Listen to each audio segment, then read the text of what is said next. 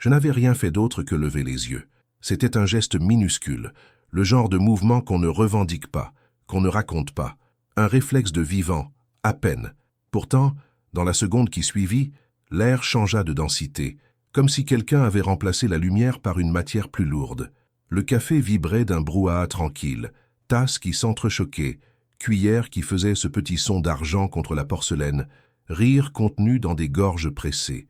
Dehors, la pluie traçait sur la vitre des lignes fines, obstinées, toutes dans le même sens, comme si le monde avait décidé d'écrire. Et puis il y eut ce regard. Je ne pourrais pas dire son âge. Je ne pourrais pas jurer la couleur exacte de ses yeux. Ce que je sais, c'est le choc. Pas un choc violent, plutôt une reconnaissance brutale, comme si quelque chose en moi avait vu avant moi. Il était assis de biais, dos à la fenêtre, un coude sur la table, la main près de son visage. Sa présence n'avait rien d'extraordinaire, jusqu'au moment où il tourna la tête. Là, tout se resserra. Les bruits, les odeurs, le temps. Le café devint un décor et moi, un point fixe. Je détournai les yeux en premier. Par orgueil peut-être, par prudence sûrement. Parce qu'on apprend très tôt que certains regards ne demandent pas la permission. Ils prennent. Mais même en regardant ailleurs, je sentais encore sa trajectoire sur ma peau, comme une chaleur qu'on ne voit pas et qu'on ne peut pas nier. Je posai mon téléphone sur la table trop vite. Ma tasse trembla.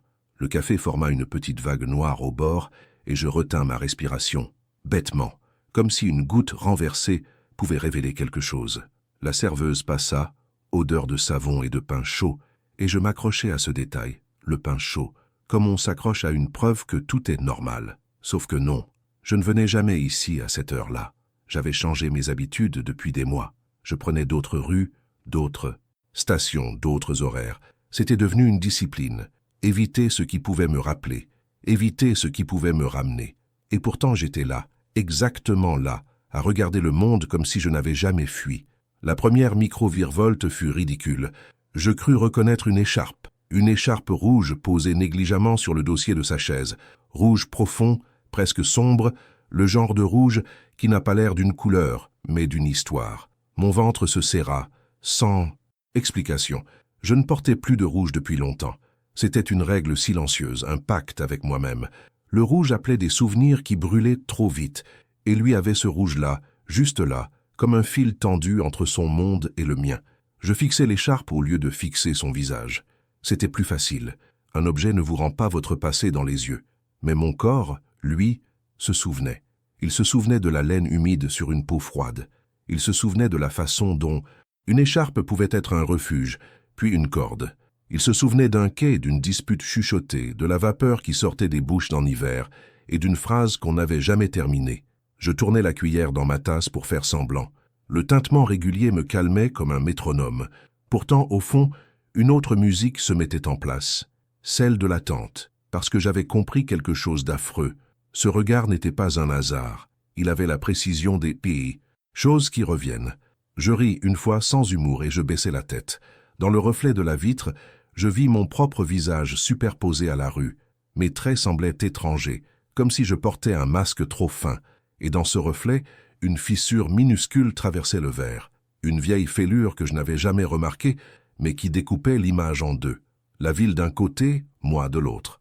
Je pensais, voilà, même ici, même maintenant, le monde insiste pour se casser au bon endroit. Je fis glisser ma main dans mon sac juste pour sentir quelque chose de familier. Mes doigts touchèrent un papier froissé, un ticket de métro. Je le sortis, surprise de le trouver là. Il était ancien, jauni, plié en 4. Je ne me rappelais pas l'avoir gardé. Il portait une date effacée et une station qu'on aurait pu confondre avec une autre. Sauf que je la connaissais. Je la connaissais trop. Je le remis vite, comme si le papier pouvait me mordre. Deuxième micro-virevolte. Il se leva. La chaise racla le sol. Un bruit sec qui traversa le café comme un coup de règle sur une table. Je le vis du coin de l'œil, sans oser le regarder vraiment. Il ajusta son manteau, attrapa l'écharpe rouge, la passa sur son bras. Et là, son poignet apparut une seconde. Une cicatrice fine, presque élégante, comme une signature. Mon cœur fit un pas en arrière. Je connaissais cette cicatrice. Je ne savais pas d'où, mais je la connaissais comme on connaît une douleur, sans pouvoir la situer. Mais certain qu'elle a existé. Je sentis mes doigts devenir froids. Le café autour continuait de vivre. Quelqu'un racontait une anecdote, Quelqu'un tapait un message, quelqu'un riait trop fort. Et moi, j'étais immobile, coincé dans un instant qui se dilatait comme une poche d'air sous l'eau. Il avança vers la sortie, sans se presser, comme s'il savait que je regardais sans regarder. Au seuil, il s'arrêta, posa la main sur la poignée et tourna la tête une dernière fois. Cette fois, il me regarda vraiment. Ce n'était pas un regard agressif, pas une provocation, c'était pire, une certitude calme, comme s'il m'avait reconnu avant que je m'autorise à me reconnaître moi-même. Je sentis une phrase remonter dans ma gorge, son nom peut-être, mais rien ne sortit. Je restai muette, fidèle à mon vieux talent, survivre en gardant le silence. Il eut un mouvement presque imperceptible, un léger signe du menton, puis il sortit, et c'est là que je vis ce qu'il avait laissé sur la table. Près de l'entrée, un petit miroir de poche, rond, fermé, banal, sauf qu'il était fêlé exactement comme la vitre, une fissure en diagonale, propre, intentionnelle, comme un message. Je restais assise, la cuillère suspendue au-dessus de ma tasse, incapable de décider si je devais courir après lui, ou rester là à prétendre que je n'avais rien vu, parce qu'un regard avait suffi, et que je savais, avec une clarté terrifiante, que si je me levais maintenant, je ne pourrais plus jamais revenir à ma vie d'avant. Ce regard restait gravé dans ma mémoire quand tout a commencé à me peser. Ce n'était pas un choc immédiat, mais une pression sourde, comme l'air avant la pluie. Je continuais à marcher, mes pas automatiques, tandis que cette fraction de seconde se répétait en boucle en moi. Un détail infime, la façon dont son regard avait soutenu le mien trop longtemps, refusait de s'effacer. Le monde continuait de tourner autour de moi. Les voitures passaient, les voix se mêlaient, les portes s'ouvraient et se fermaient. Mais quelque chose demeurait suspendu en moi, comme un fil invisible tendu à l'extrême. Je me souviens m'être arrêté devant une vitrine. Le verre reflétait mon visage, mais je ne me reconnaissais pas vraiment. Une raideur nouvelle me crispait les épaules, une lassitude qui ne venait pas de mon corps. Le tic-tac lointain d'une horloge, provenant d'une boutique voisine, marquait le temps avec une précision presque cruelle. Chaque seconde semblait me dire que je devais partir, oublier. Pourtant, je restais là, prisonnière de cette impression que ce regard avait percé quelque chose que j'avais gardé secret pendant des années. De retour chez moi, le silence m'accueillit sans ménagement. Je refermai la porte lentement, comme si le moindre bruit pouvait rompre le fragile équilibre que je m'efforçais de maintenir. L'air était imprégné d'une odeur de poussière et de tissus entreposés. J'allumai une seule lampe. Sa lumière jaunâtre n'atteignait pas les coins de la pièce, y projetant des ombres denses aux formes indistinctes. Je m'assis sur le lit sans ôter mon manteau. Le geste était automatique, mais mon cœur battait la chamade, signe que rien n'était normal. J'ai tenté de rationaliser. Un regard ne signifie rien, me suis-je répété. On se regarde tous les jours, mais cette phrase sonnait creux, incapable de contenir le tumulte intérieur qui montait en moi. Il y avait quelque chose dans cette rencontre qui dépassait le simple hasard, une reconnaissance, étrange, presque intime, comme s'il avait perçu une part de moi que j'évitais d'affronter. J'ai passé la main sur mon visage, sentant la froideur de ma peau, essayant de me raccrocher au présent. C'est alors que j'ai remarqué l'objet oublié sur la commode, une vieille enveloppe, jaunie par le temps, que je ne me souvenais pas avoir laissée là. Le papier semblait plus épais que d'habitude, les bords légèrement usés. Je l'ai ramassée avec précaution, comme si elle allait se déchirer entre mes doigts. Il n'y avait pas de nom, juste une petite marque dans un coin, une trace presque effacée qui a éveillé en moi une étrange impression de familiarité. J'ai eu un nœud à l'estomac sans raison apparente. Je tenais l'enveloppe pendant de longues secondes sans l'ouvrir. Le silence dans la pièce s'épaississait, seulement troublé par un tic-tac lointain dont je ne savais plus s'il était réel ou un simple écho dans ma tête. Une partie de moi avait envie de déchirer le papier et de me débarrasser de cette tension. Une autre partie, plus profonde et plus obstinée, insistait sur le fait qu'il y avait là quelque chose qui expliquait mon expression, mon malaise, la faille qui s'était ouverte en moi. Je me suis assise à la petite table près de la fenêtre. Dehors, la nuit projetait des reflets froids sur l'asphalte humide. La lumière des réverbères filtrait en ligne droite, déchirant l'espace. J'ai ouvert l'enveloppe d'un geste retenu. À l'intérieur, il n'y avait pas de lettre complète, juste une vieille photographie, pliée en deux. Le papier était fin, presque trop fragile pour avoir résisté à tant d'années. Mon cœur s'est emballé avant même que je voie la photo en entier. En dépliant la photo, j'ai eu le souffle coupé. La scène était simple, 2 personnes côte à côte, figées dans un instant en apparence banale. Pourtant, quelque chose clochait. J'ai reconnu le lieu, un endroit que je n'avais pas revu depuis ma jeunesse, mais ce qui m'a paralysé, c'était un détail presque invisible à l'arrière-plan. Un reflet dans une vitre, une silhouette qui semblait observer la scène. Le souvenir m'est revenu incomplet, tronqué, soulevant plus de questions que de réponses. J'ai fermé les yeux un instant. Un vieux souvenir a tenté de surgir, mais s'est évanoui avant de se former complètement. Je savais que cette image n'avait rien à faire là, que sa présence rouvrait une porte que j'avais soigneusement refermée. Son regard, celui d'il y a des heures, est revenu avec force. La même étrange sensation d'être observé au-delà des apparences. J'ai passé mon pouce sur la photographie, sentant sa texture irrégulière, comme si le temps y avait laissé des marques physiques. J'ai replié le papier et l'ai remis dans l'enveloppe. Ce geste n'a apporté aucun soulagement. Au contraire, la conscience qu'il y avait quelque chose d'irrésolu s'est imposée avec plus d'acuité. J'aurais pu faire comme si de rien n'était, reprendre ma routine, refouler ce malaise dans un recoin obscur de mon esprit. Mais j'en ressentais déjà le prix. Une oppression constante à la poitrine, l'impression que le passé avait trouvé le moyen de ressurgir. Je me suis levé et suis allé à la fenêtre. J'ai posé mon front contre la vitre froide, observant les lumières lointaines vaciller de façon erratique. Pour la première fois, j'ai envisagé la possibilité que ce regard n'ait pas été une simple coïncidence, mais le début de quelque chose que j'avais trop longtemps ignoré. Une vérité ancestrale, peut-être commençait à réclamer son écho. Et tandis que je restais là, immobile, une question silencieuse s'est formée sans que j'ose la formuler. La rue était toujours là quand tout a commencé à changer, mais elle n'était plus la même, ou peut-être était-ce moi. Les façades grises semblaient en plus proches, comme si elles avaient avancé d'un pas pendant la nuit. Je me souviens du bruit de mes pas, trop fort, résonnant d'un rythme décalé. Je suis né de ce regard, un simple regard. Et pourtant, quelque chose en moi avait été déplacé, comme un objet mal rangé qui tombe soudainement au sol. J'ai tenté de rationaliser. Je me suis dit que ce n'était qu'une coïncidence, une rencontre banale entre inconnus. Mais mon corps en a décidé autrement.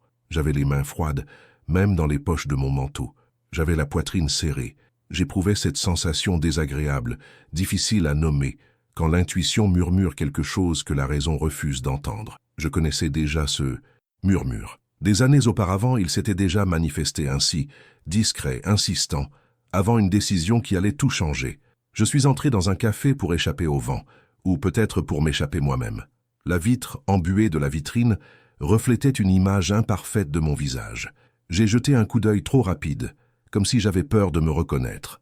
L'odeur du café chaud se mêlait à celle du vieux bois, et pendant un instant, tout sembla normal. Des gens qui parlaient à voix basse, le tintement des tasses, une musique lointaine.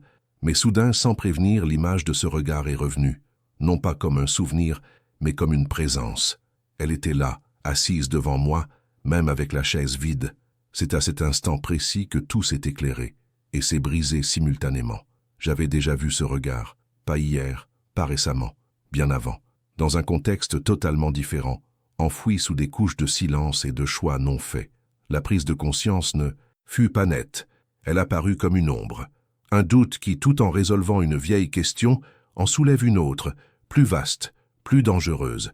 Si j'avais raison, alors tout ce que je croyais savoir de ce passé devait être remis en question. Mon café a refroidi sans que je m'en aperçoive. Dehors, un bus est passé et le reflet fugace dans la vitre a fait ressurgir un détail que j'avais ignoré.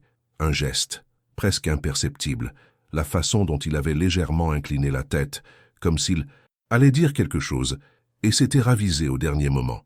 Ce geste n'appartenait pas à un inconnu. Il appartenait à quelqu'un qui, autrefois, savait exactement ce que je pensais sans que j'aie besoin de dire un mot. J'ai ressenti de la peur. Non pas une peur soudaine, mais une peur plus profonde, qui grandit lentement et prend de l'ampleur. Car reconnaître ce regard, c'était admettre que j'avais passé des années à fuir une simple vérité. Et c'était aussi accepter que je puisse me tromper, sur toute la ligne, que ce n'était peut-être pas seulement le temps qui nous avait séparés, mais une décision prise en silence, sans avoir tous les éléments en main. Je me suis levé trop vite, laissant quelques pièces sur la table. Dehors, la lumière avait changé. Le ciel était plus bas, plus lourd, comme s'il annonçait la pluie. J'ai songé à faire demi-tour, à oublier cette sensation et à poursuivre mon chemin. Mais quelque chose s'était déjà enclenché, un mécanisme intérieur qui refusait de s'éteindre. Si ce regard était bien celui que je croyais avoir vu, alors sa présence n'était pas fortuite, et la mienne non plus. Tandis que je marchais, une question commença à se former, persistante, sans jamais se résoudre complètement.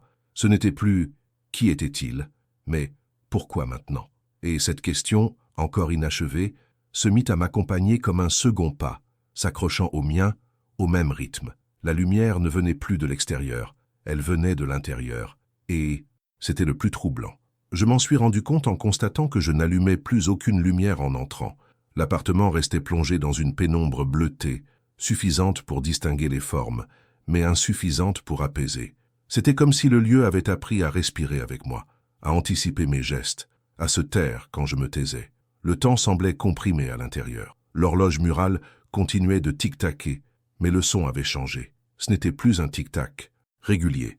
Il y avait des ratés, de brèves pauses, comme si quelque chose interrompait le cours normal des choses. J'ai tenté de reprendre mes habitudes, le café du matin, la même tasse, la même table, mais tout semblait prendre un nouveau poids, une étrange densité. Chaque geste anodin paraissait avoir une conséquence invisible. En tenant la tasse, mes mains tremblèrent légèrement, non pas de froid, d'appréhension, comme si mon corps pressentait avant mon esprit que quelque chose allait se produire et qu'il n'y aurait pas de retour en arrière. C'est alors que le téléphone sonna, une sonnerie brève et sèche. Il ne s'attarda pas. Il s'arrêta avant même que je puisse me décider à répondre. Le silence qui suivit fut encore plus pesant. Je fixai l'appareil immobile, comme s'il pouvait bouger tout seul. Mon nom résonnait encore en moi, prononcé cet après-midi lointain, sur un ton qui détonnait avec le lieu et l'instant. J'ai songé à ne pas y toucher. J'ai songé à partir. J'ai songé à faire comme si de rien n'était. Mais une pression invisible planait, comme avant un orage, contraignant tout à rester figé. Quand j'ai enfin décroché mon téléphone, aucun appel manquait, aucune notification. Juste l'écran noir reflétait mon visage fatigué, divisé en deux ombres. Un instant, j'ai eu l'impression de ne pas être seul dans ce reflet. J'ai cligné des yeux. L'image est redevenue normale, ou presque. Assise par terre, adossée au mur froid, je revis avec force le souvenir. Non pas comme un souvenir organisé, mais par fragments. Un couloir étroit, des pas précipités, une porte refermée avec une précaution excessive, un coup d'œil furtif par-dessus mon épaule. À l'époque, je n'avais posé aucune question. Je croyais que le silence était une protection, qu'aimer, c'était aussi accepter le non-dit. À présent, ce choix me coûtait cher. L'horloge s'est de nouveau arrêtée. Une seconde qui n'a pas passé, puis une autre. J'ai bondi et me suis précipité vers elle. Les aiguilles étaient immobiles, non pas arrêtées, mais suspendues, comme si quelqu'un avait interrompu le temps en plein milieu d'une pensée. J'ai touché le verre. Il était chaud. J'ai retiré ma main aussitôt, avec l'étrange impression d'avoir été observé. C'est alors que j'ai entendu le bruit. Il venait de la chambre. Un bruit presque imperceptible, comme un tissu qu'on traîne lentement. Chaque pas vers la porte semblait plus difficile que le précédent. Ce n'était pas de la peur pure et simple, c'était quelque chose de plus complexe. Un mélange de culpabilité, d'attente et d'un étrange besoin de savoir. J'ai entrouvert la porte juste assez pour regarder. Rien n'était déplacé. Le lit était intact. La fenêtre était fermée. Mais un détail nouveau s'était glissé. Sur la chaise reposait un objet dont j'étais absolument certaine de ne pas l'avoir laissé là. Je l'ai reconnu immédiatement, non pas à sa forme, mais au poids symbolique qu'il avait toujours porté. J'ai eu le souffle coupé. L'air me paraissait plus lourd, difficile à respirer. Je savais que cette présence changeait tout. Ce n'était pas une réponse, c'était une exigence, une invitation impossible à refuser. Je restais là, immobile, le cœur battant la chamade, trop fort pour le silence qui m'entourait.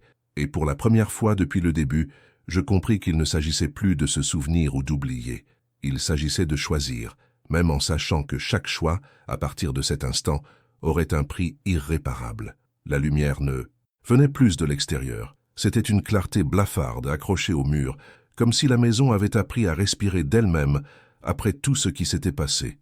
Je me souvenais du regard, pas du visage entier, juste de cet instant suspendu où les yeux disaient ce que la bouche n'avait jamais osé dire. Un regard suffit, avais-je pensé auparavant. Maintenant, je le savais. Un regard de serpent. Le temps avait passé, mais sans rien emporter. Il avait simplement réorganisé le mobilier de la mémoire, faisant place à ce que j'avais évité d'aborder. Le silence entre nous n'était jamais vide. Il était dense, savamment construit, empli de choix reportés. Chaque pas dans le couloir faisait ressurgir de vieux échos, le craquement du bois, le verre froid sous mes doigts, l'horloge qui un jour s'était arrêtée et était restée là, obstinément figée, marquant l'heure là où personne n'osait la lever. Je n'avais pas besoin de voir pour savoir où j'étais. Mon corps s'en souvenait avant même que je le sache. Je me suis assise. L'air avait une odeur familière, un mélange de poussière et de promesses oubliées. J'ai repensé aux non-dits, aux paroles trop tardives. J'ai songé au prix de croire que l'amour disparaît, alors qu'en réalité, il apprend le silence. Il y a des silences qui protègent. Il y a des silences qui détruisent en douceur. Quand j'ai fermé les yeux, la scène m'est revenue en entier. Le geste interrompu, le mot resté coincé dans ma gorge. Ce regard-là qui exigeait une décision que je n'avais pas prise. Ce n'était pas de la culpabilité, c'était de la reconnaissance. Le temps n'a pas guéri, car on ne lui en a jamais fait la demande. Il s'est contenté d'observer. Je me suis levé lentement. Le monde me paraissait plus petit, comme s'il s'était rétréci pour contenir ce que j'acceptais enfin. Il n'y avait pas de grande révélation, pas de rédemption facile. Il y avait seulement la clarté que certaines vérités n'appellent pas au bruit. Elles appellent à la présence et au courage. Le mien était arrivé tard, mais il était arrivé. Avant de partir, j'ai effleuré l'horloge arrêtée, non pas pour la faire tic-tac, mais pour me souvenir que certaines heures sont éternelles et que les ignorer ne les efface pas. Son regard était toujours posé sur moi, non pas comme une accusation, mais comme une invitation que je porterais désormais en moi, même sans savoir où elle me mènerait.